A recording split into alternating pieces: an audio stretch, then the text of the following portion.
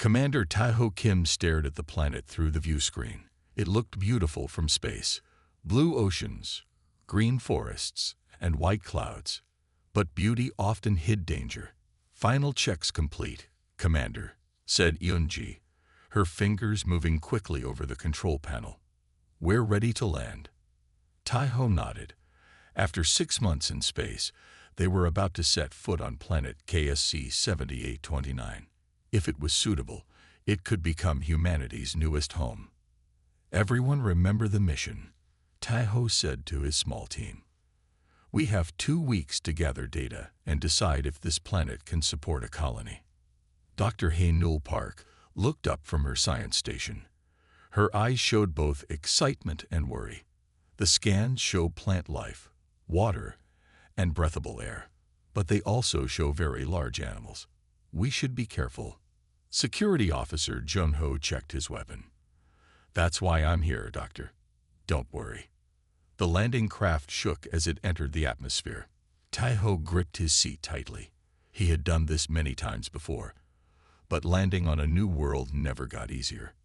"Find us a good spot, Yunji," he ordered. Communications specialist Yunji Kang pointed to a clearing on her screen. "There, Commander. Flat ground, close to water, and some high trees for cover." The ship landed with a soft thud.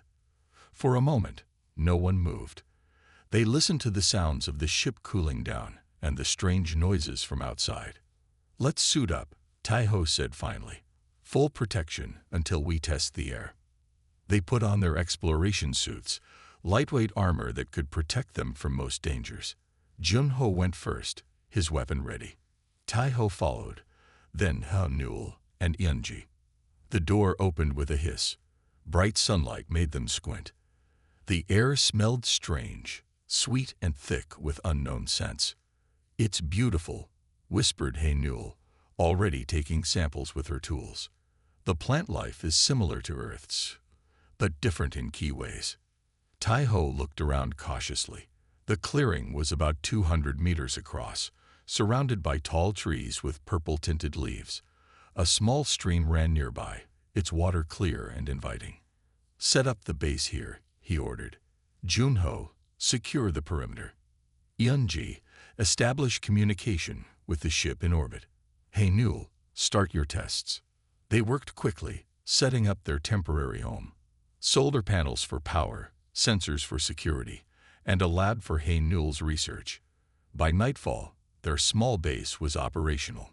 As darkness fell, strange lights appeared in the forest, plants, and small creatures that glowed in the dark. The team gathered around a table to eat their first meal on the new world. "The air is safe," Hae-Nul announced, showing them her test results.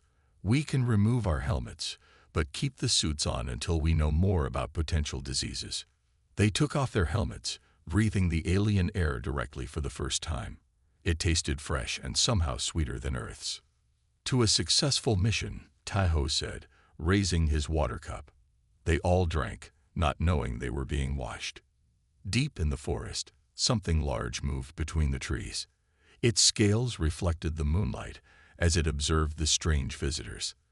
The creature had never seen beings like these before, small, soft-looking, and without claws or proper teeth. But they had entered its territory, and in this world, territory was everything. The beast sniffed the air, memorizing their scent. It would watch them for now, learn their patterns, assess whether they were prey, threat, or something else entirely. It moved back into the darkness, silent despite its massive size. The humans slept, unaware that the forest around them had gone completely quiet, a warning sign no one recognized. The hunt had not yet begun, but it would, soon enough. 3 days passed without trouble. The team worked well together, collecting samples and mapping the area around their camp. Taiho watched with pride as Hae-Nul studied the local plants with great care, while Yunji set up monitoring equipment to track weather patterns. "The soil here is rich," Hae-Nul said during their morning meal. "Better than Earth's in many ways. Plants could grow well here." Jun-Ho ate quickly, always alert. "I found tracks yesterday. Big ones. about 2 kilometers east. Tai-ho looked up with concern. How big? Jun-ho held his hands wide apart. Bigger than anything I've seen before, with claw marks. Deep ones. Did you take pictures? Hae-Nul asked, suddenly interested. Yes. Jun-ho showed them on his small screen. The tracks were huge, with 5 toe marks ending in sharp points. I want to see these in person, Hae-Nul said. It could be an important discovery. Tai-ho shook his head. Not yet. Jun-ho and I will check first. Make sure it's safe. After breakfast, Jun-ho prepared for his regular security check around the camp. I'll go a bit farther today. Map more of the area.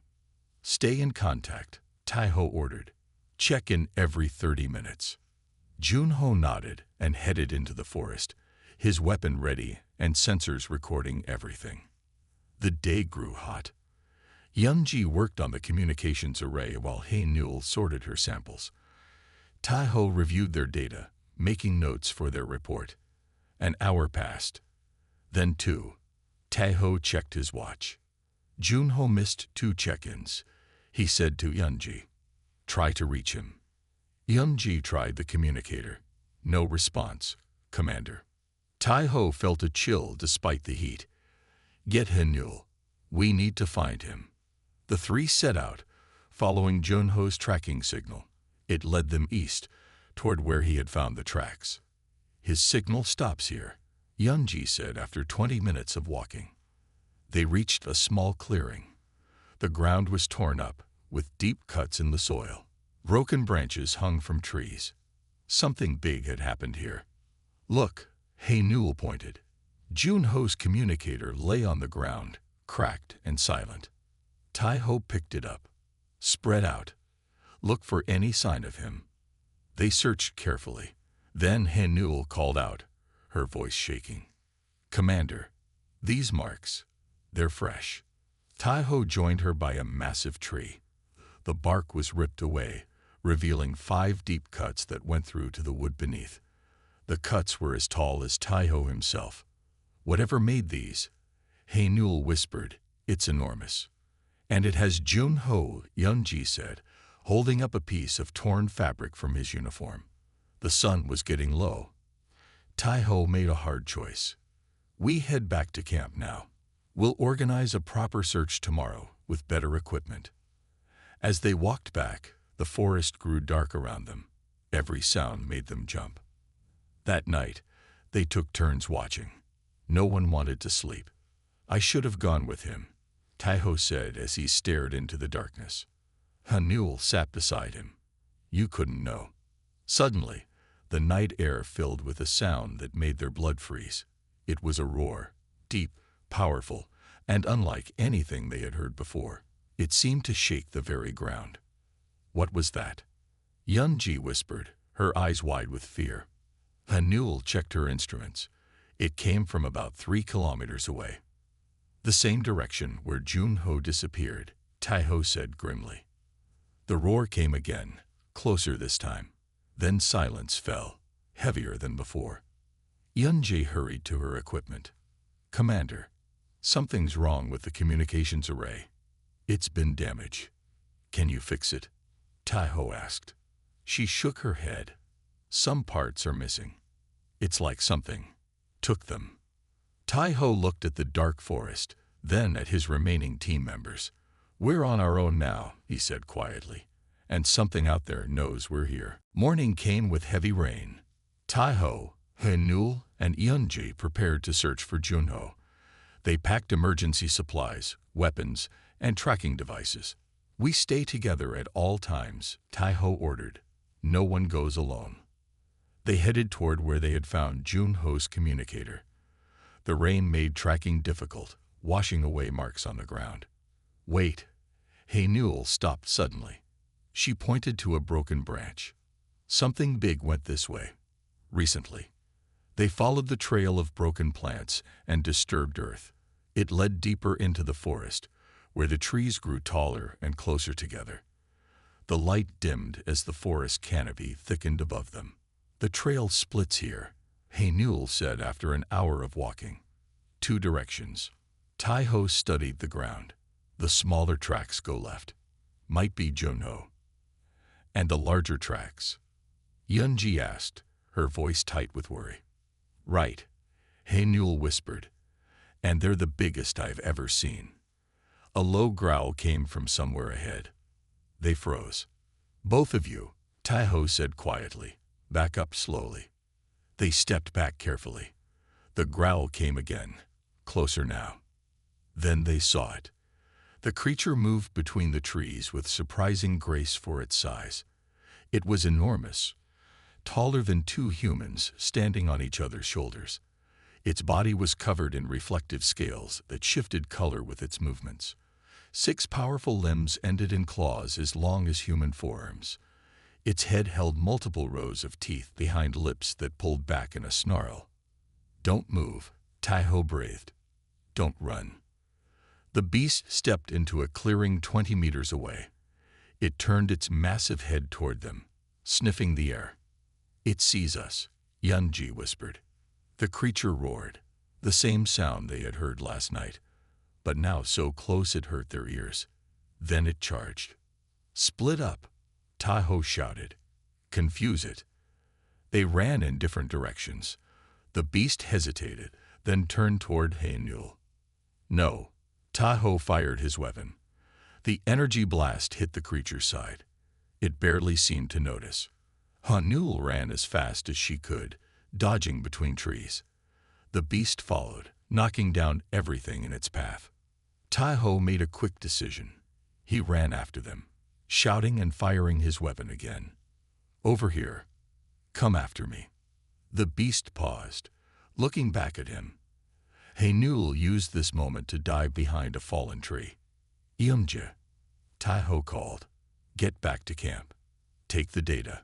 Call for help. Yunji hesitated, then nodded and ran toward camp. The beast turned fully toward Tai-ho now. It moved forward, cutting off his path to Haenul. Run, Commander, Haenul shouted from her hiding place. Not without you, Tai-ho called back. The beast stepped closer to Tai-ho, its strange eyes fixed on him. It seemed curious now, rather than immediately aggressive. Go back to camp, Tai-ho said to Haenul. I'll lead it away. You'll die. Haenul's voice broke. Better one than all of us. The mission data must survive.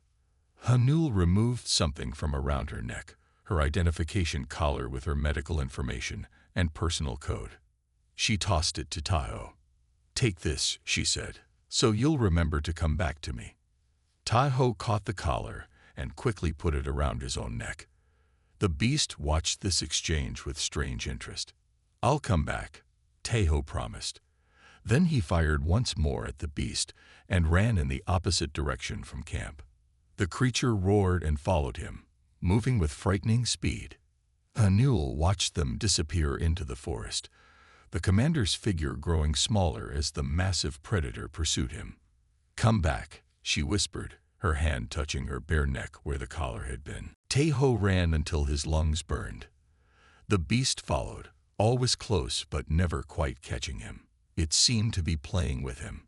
This isn't a hunt, Tai-ho realized as he slid down a muddy hill. It's a game to this thing. The forest changed as he moved deeper into unknown territory. The trees grew twisted. Strange smells filled the air. Soon, Tai-ho found himself in a place unlike any he had seen before. A wide valley opened before him. Large caves dotted the rocky walls. Bones of different sizes were scattered everywhere. Some were fresh, with meat still on them. Others were old and white. It's home, Tai-ho whispered. He ducked behind a large rock as the beast entered the valley. It moved with purpose now, checking different areas. Tai-ho watched in surprise as it organized its kills, moving newer ones to one side and older bones to another. It's not just a hunter, he thought. It's intelligent. The beast entered the largest cave and disappeared. Tai-ho waited, counting his breaths. When he reached 300, he moved. He crept forward, searching for shelter. A smaller cave near the valley edge seemed safe. He slipped inside, weapon ready. The cave was dry and surprisingly clean. At the back, Taeho found something unexpected. A pile of objects. Human objects. Our missing equipment, he gasped. Parts from their camp, tools, and even pieces of Junho's uniform lay in a careful arrangement. The beast had been collecting things from them, studying them. Taeho touched Haenul's collar around his neck. I need to survive. I need to warn them. Back at camp, Yunji worked frantically on the communication system. Haenul had returned safely but was silent, staring at the forest where Taeho had disappeared. Anything? Haenul asked finally. Yunji shook her head. Not yet, but I found something else. She showed Haenul her computer screen. Look at these readings. The beast isn't just an animal. Its brain patterns are complex. Haenul looked at the data, like dolphins or higher primates. Even more complex, Yunji said. And look at this. She pulled up another screen showing objects arranged in patterns. Our drone took these images before it was damaged. The creatures mark their territory with deliberate designs. Haenul's eyes widened. Tool users. A developing intelligence. I think so, Yunji said, which means they might not be naturally aggressive unless challenged, Haenul finished. We entered their territory without understanding their rules. Yunji nodded. I got a weak signal to the ship. Help won't come for at least 3 days. Haenul looked at her friend. Taeho doesn't have 3 days. And Junho? I know, Yunji said quietly. But there's more. The beasts use scent for communication. They mark things that belong to them. Haenul touched her neck where her collar had been. My collar has my scent all over it, and Taeho is wearing it, Yunji said. I don't know if that will help him or put him in more danger. Night fell in the Valley of Bones. Taeho stayed hidden in the small cave, listening. The beast moved around outside, dragging something heavy. Taeho risked a look. In the moonlight, he saw the beast marking trees at the valley entrance, scratching complex patterns into the bark. Territory markers, he realized. It's reinforcing its claim. Then the beast did something that made Taeho's blood run cold. It stood on its hind legs, raised its head to the 3 moons above, and made a series of sounds, not just roars, but varied calls with different pitches and lengths. It was communicating, and in the distance, another beast answered. Taeho touched the collar around his neck. They're not just predators, he whispered. They're the dominant species. And we're in their world now. Morning came to the Valley of Bones. Taeho had slept little, always alert for danger. He was hungry and thirsty, but he had to be careful. The beast could return at any time. He crept from his hiding place and found a small stream nearby. The water tasted strange but seemed safe. As he drank, he noticed something odd on the rocks, marks made by claws, arranged in patterns. More communication, he thought. They're leaving messages for each other. A distant roar made him duck behind a boulder. From his hiding spot, he watched as a new beast entered the valley. It was smaller than the one that had chased him, with duller scales. The 2 beasts met in the center of the valley. They circled each other, making low sounds. Then the larger one, his beast, pushed the smaller one down. The smaller beast rolled onto its back, showing its neck. A dominance display, Taeho realized. The big one is the leader. After the smaller beast left, Taeho's beast began marking more trees. It seemed agitated, making more marks than before. It feels challenged, Taeho thought. Not just by the other beast, but by us too. By me. He touched Haenul's collar around his neck. An idea began to form in his mind. At the human camp, Haenul and Yunji worked on 2 problems at once. First, fixing the communication system. Second, understanding the beasts. Look at this, Haenul said, pointing to her screen. Their roars aren't just noise. There are patterns, like a simple language. Yunji nodded. And I found these in the data we collected. She showed Hainul images of the forest floor near their camp. See these marks? They'd been watching us from the beginning. Hainul studied the images. They use scent and sound to communicate, but they also watch and learn. Like when you gave Taiho your collar, Yunji said quietly. I think the beast saw that. Hainul touched her bare neck. Do you think it understood what it meant? Maybe not in human terms, Yunji said, but in their world, scent marks show ownership or connection. Hainul looked at her research. They mark their territory with scent and claw marks. They organize their kills. They communicate with each other. They're territorial but intelligent. And they have a social order, Yunji added. The one that took Junho and chased Taiho. It's probably a leader. An alpha. Hainul's eyes widened. That's why it went after me first. I took the most samples. I marked the most plants with my research tags.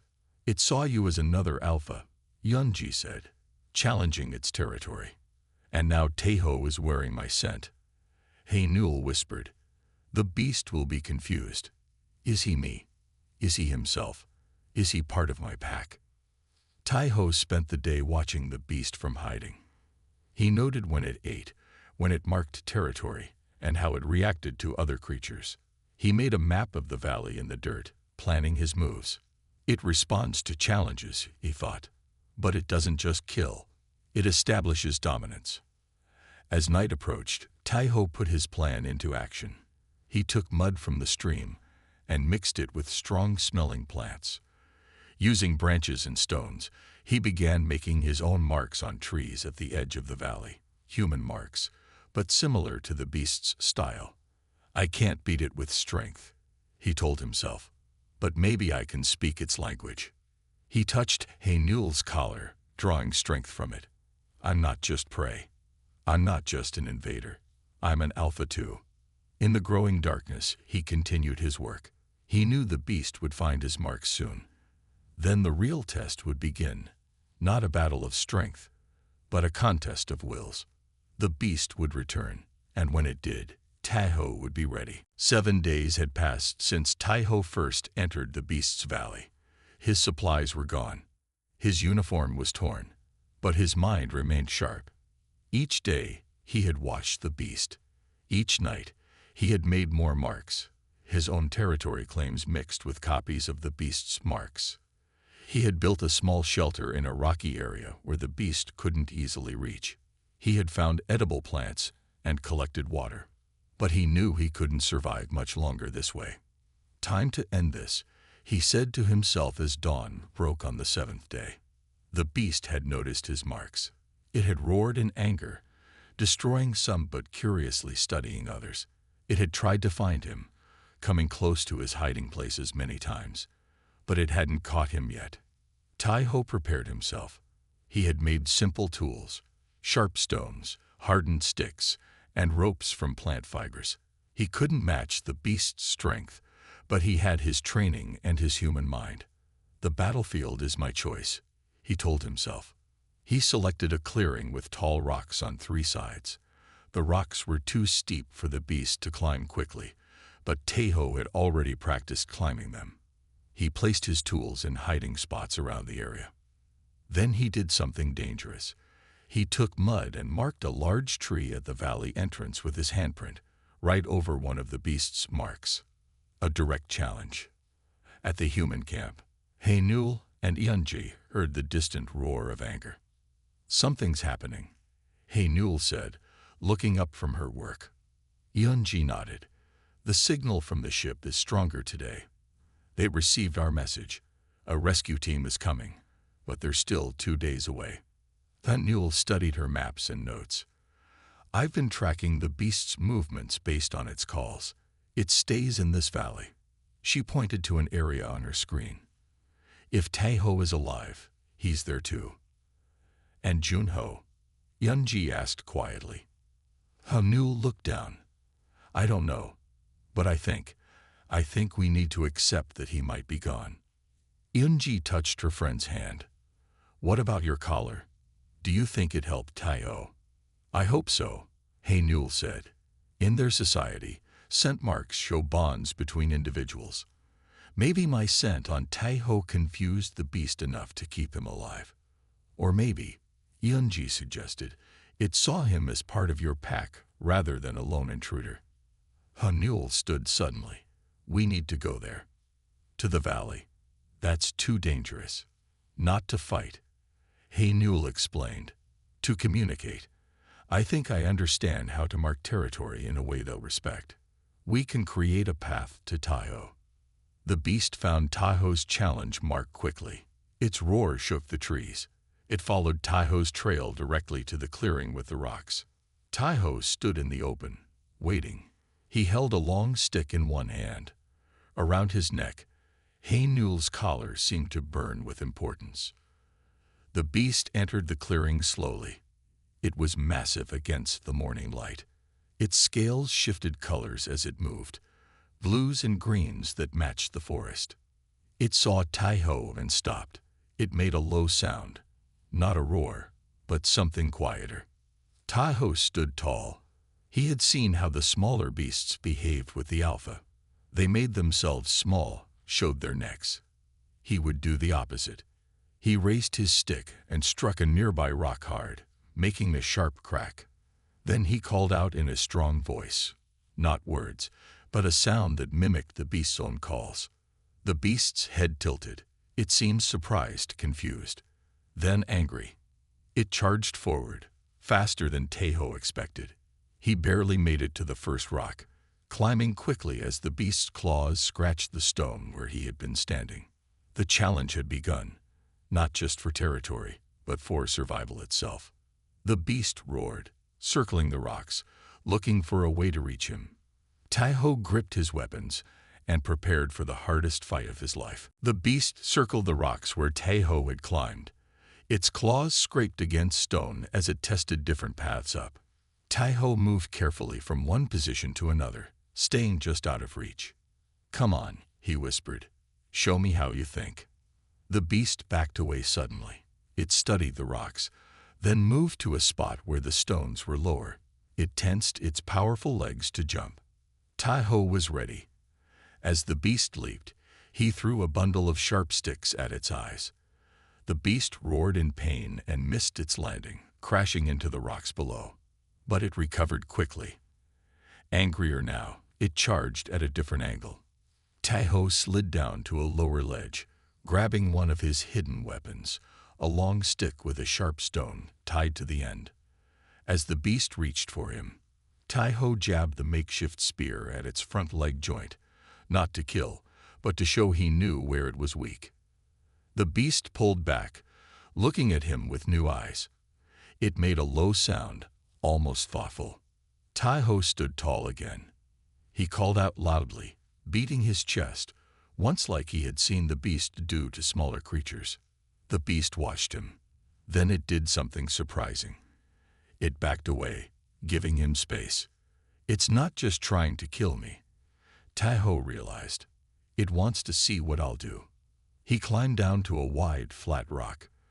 The beast could reach him there if it wanted, but it waited, watching, testing him. Taiho took a risk. He picked up dirt and marked the rock with his handprint, claiming this small space as his own. The beast growled, but didn't attack. Instead, it scratched a line in the dirt at the edge of the clearing. A boundary line. A challenge of territory, Taiho thought. Not a fight to the death. He nodded slowly at the beast, showing he understood. Then he stepped off his rock onto the ground. The beast moved forward fast. Taiho dodged its first swing but couldn't avoid the second. Giant claws caught his side, tearing through his uniform. Pain shot through him as he rolled away, blood soaking his clothes. Instead of running, Taiho stood his ground. He pressed a hand to his wound and faced the beast again. The beast seemed confused by this. It had expected him to flee or submit like other creatures did when injured. Taiho raised his spear with his good arm. I won't run, he said aloud, though he knew the beast couldn't understand his words. I won't submit. The beast charged again. This time, Taiho didn't try to avoid it completely. Instead, he turned to minimize the impact, taking a hard blow to his shoulder while stabbing his spear into the beast's sensitive underjaw. Both of them backed away, bleeding. The beast shook its head, clearly in pain. Taiho was breathing hard, his vision blurred from his injuries, but he remained standing, facing the beast with steady eyes. The beast paced in a circle, watching him. It seemed unsure what to do with prey that fought back in this way, not with raw power, but with strategy and determination. Finally, the beast reared up on its back legs. It reached its full height, towering over Taiho. It opened its massive jaws and roared the loudest sound Taiho had ever heard, a deafening claim of victory that echoed through the valley. Taiho's ears rang. His legs trembled from pain and exhaustion. But he didn't look away. He didn't kneel. The beast dropped back to all 6 limbs. It stepped forward until it was right in front of Taiho, close enough that he could feel its hot breath. It lowered its huge head and sniffed at him, drawing in his scent. Then it froze. Something had changed. The beast's eyes widened as it smelled something familiar but unexpected. It leaned closer, sniffing at Taiho's neck, at Haenul's collar. The beast's large nostrils flared as it sniffed at Taiho's neck. Its entire attitude changed. The aggression melted away, replaced by confusion. It sniffed again at the collar, then at Taiho's face and hands. It made a soft sound, different from its earlier roars. Taiho stood perfectly still. His wounds hurt badly, but he didn't move. He sensed something important was happening. The beast backed up a step. It tilted its massive head, looking at Taiho in a new way. Then it did something amazing. It lowered its head slightly, not in submission, but in acknowledgement. "The collar," Taiho whispered. "It recognizes Haenul's scent." He remembered how Haenul had given him the collar. "So you'll remember to come back to me," she had said. The beast had seen that exchange. Now it seemed confused by finding one person's scent on another person. Carefully, Taiho raised his hand to touch the collar. The beast watched this movement closely. "She gave this to me," Taiho said softly. "We're connected." The beast made another soft sound. It seemed to be thinking, processing this new information. Then, to Taiho's shock, the beast turned and walked a few steps away. It scratched at the ground, making a circle. It looked back at Taiho, then at the circle. "You want me to step there?" Taiho asked. The beast waited. Taiho took a careful step forward, then another. His wounds made him move slowly. The beast didn't attack. When Taiho reached the circle, he stopped. The beast nodded its huge head once. Then it scratched another circle nearby and stepped into it. They faced each other, each in their own circle, 2 alphas acknowledging each other's face. "You understand bonds," Taiho realized. "You smell her on me, and you know that means something." Haenul and Yeonjae had left the camp at dawn. They carried only what they needed: water, medical supplies, and communication devices. Haenul had mixed special oils and plants to create strong scent markers. "I think I understand their system now," she told Eunji as they moved through the forest. "Their territory markers tell stories: who they are, what they claim, who they're connected to." "How does that help us find Taiho?" Yeonji asked. "Because we can leave our own marks," Haenul said. "Marks that say we're connected to Taiho through me." Every 100 meters, Haenul stopped to mark a tree. She used the oils mixed with her own scent. She made patterns similar to the beast's marks, but with human elements. "I'm telling them we respect their territory," she explained, "but we're coming for one of our own." They followed the path toward the valley, guided by the beast's roars. When they heard the massive victory roar, Haenul's face went white. "Hurry," she said. The beast suddenly looked toward the forest edge. Its nostrils flared again. It made a questioning sound. Taiho didn't understand until he caught a familiar scent too, the same scent as the collar around his neck. "Haenul," he breathed. The beast looked at him sharply. It seemed to make a connection between the name, the scent on the collar, and the new scent approaching the valley. It turned toward the forest entrance, tense but not aggressive. It waited.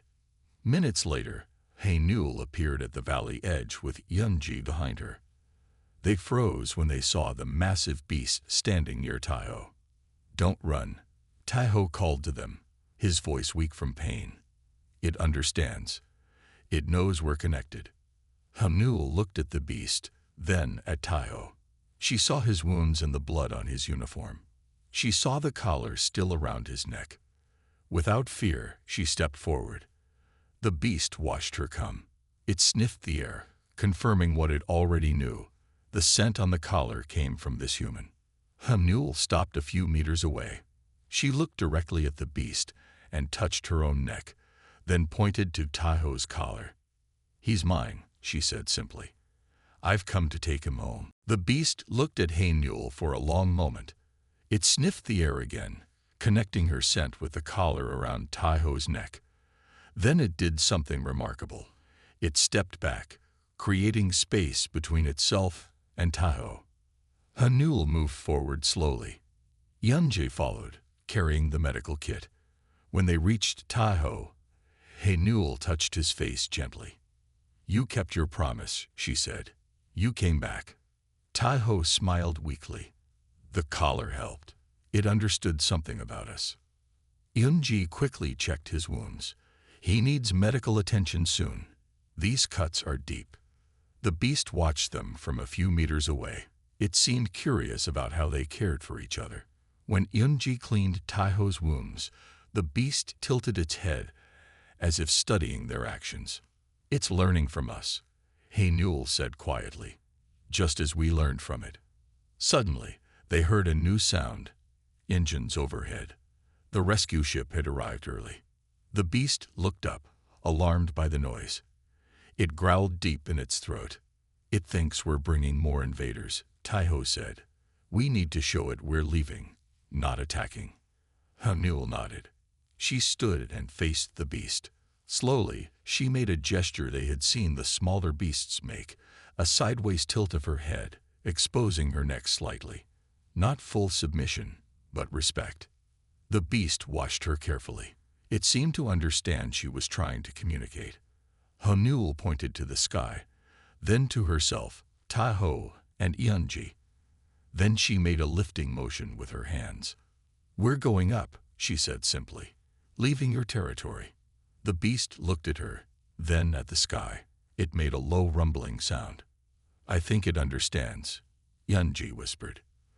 The rescue team landed at the edge of the valley. 4 armed crew members approached carefully, staring at the massive creature. "Don't shoot," Haenul called to them. "It's not attacking us." The rescue team stopped, confused by the scene. The giant beast standing calmly while 3 humans sat nearby. "Commander Kim needs medical attention," Yunji explained. "But move slowly.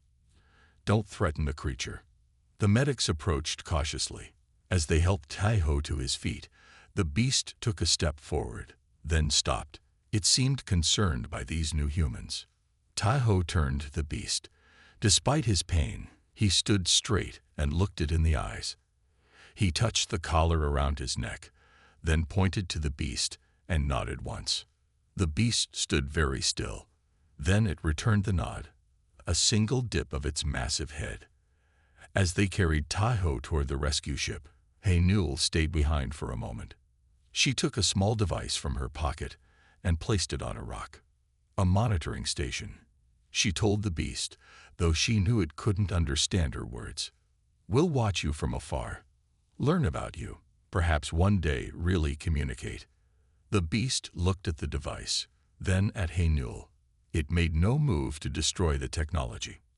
Haenul backed away slowly, never turning her back on the creature. When she reached the others, they all moved to the ship together. From the ship's window, they watched the valley grow smaller as they rose into the sky. The beast stood at the center, looking up at them until they disappeared into the clouds. "What will happen now?" Yunji asked as they headed back to their main ship in orbit. Taiho, wrapped in bandages and receiving treatment, looked at Haenul. "We'll tell them the truth. This planet already has an intelligent species. It's not ours to take." "A research station instead of a colony," Haenul agreed. "We'll study them, learn from them." Tai-Ho touched the collar still around his neck. Haenul reached over and placed her hand on his. "Keep it," she said softly. "It saved your life." "It did more than that," Tai-Ho replied. "It taught us something important. Even across species, some things are understood: territory, respect, and bonds between beings." As their ship broke through the atmosphere, Tai-Ho looked back at the beautiful, dangerous world below.